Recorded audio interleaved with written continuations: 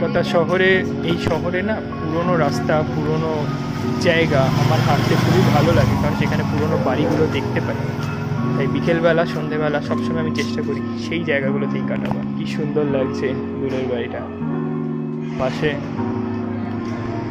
এই জায়গাগুলো কত পুরনো সময়ের ইতিহাস বহন করছে।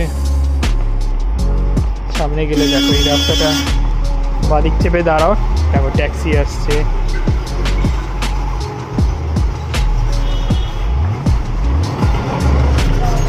দেখো এই সরু সরু রাস্তার মধ্যেও দুটো ট্যাক্সি বা বড় গাড়ি পাশাপাশি চলে আছে অনেক সময়, কিন্তু এবং পার্কিংও আছে।